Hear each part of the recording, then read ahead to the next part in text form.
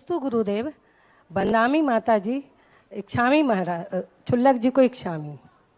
महाराज जी, मैं सप्तम वर्षीय, द्वादश वर्षीय की सप्तम वर्ष की छात्रा हूँ।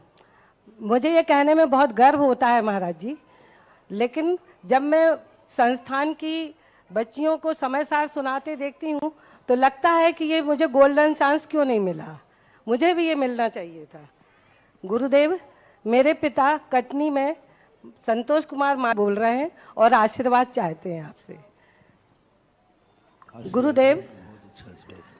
गुरुदेव, मथुरा में जब शत्रुघ्न राजा थे उस समय वहाँ पर एक महामारी फैली थी। तब वहाँ पे जो सप्तऋषि मुनि आए थे उन्होंने बोला था कि घर घर में प्रतिमा विराजमान करें और विधि पूर्वक पूजन करें, अभिषेक करें। और शत्रुघ्न ने से बोला था कि चारों दिशाओं में सप्त ऋषियों की प्रतिमा स्थापित करें, इससे सर्व प्रकार से शांति होगी। और जिस घर में प्रतिमा नहीं होगी उस घर में महामारी का प्रकोप होगा।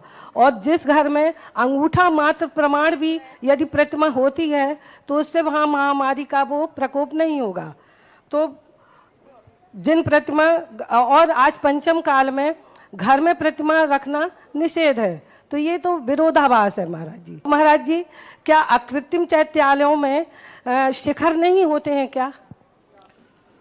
पहली बात, ये विरोधाभास नहीं है, ये औषधि कहलाती है महाबीमारी के उपलक्ष्य में, क्योंकि वो महामारी तांत्रिकों के द्वारा, मांत्रिकों के द्वारा फैलाई गई थी। यदि वो महामारी रोग के द्वारा होती, वायरस के द्वारा होती, तो उसका इलाज अलग था।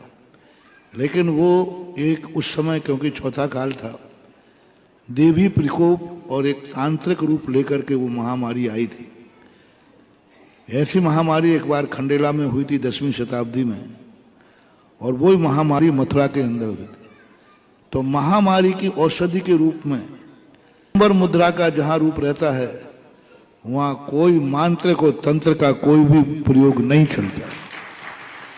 संसार में एक दिगंबर मुद्रा ऐसी है कि यदि सही मुनि है तो संसार का कितना भी मांत्रिक तांत्रिक हो, मुनिराज के ऊपर उनका कुछ भी प्रभाव नहीं पड़ता है। एक बार ये जो बंगाली जादू करते ना, ये पूज्य गुरुदेव थे उस समय, महाराष्ट्र के अंदर थे।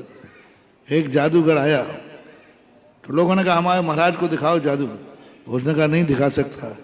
जिस दिन मैंने दिगंबर मुनि के सामने अपनी इस मायावी विद्या का प्रयोग किया, उसी दिन हमारी ये विद्या नष्ट हो जाएगी।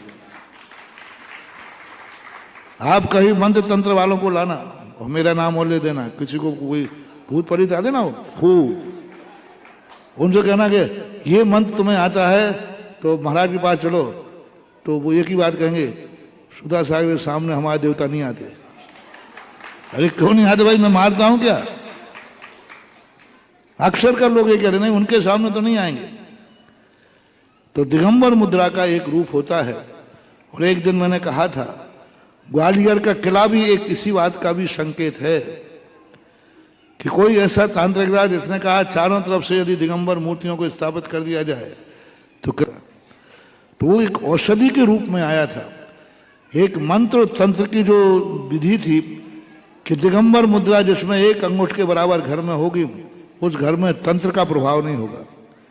आज भगवान की मूर्तियां घर भर में नहीं बैठाना चाहिए। चैत्यालय की स्थापना है, मंदिर की स्थापना है, वो एक बीमारी की दवाई थी और उसके रूप में वो प्रयोग किया गया था।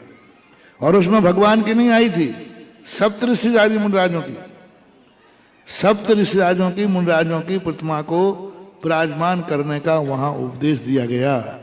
तो एक तांत्रिक और मांत्रिक प्रकोप को शांत करने के लिए औषधि के रूप में वहां वर्णन आया है, उसको इस रूप में लेना चाहिए।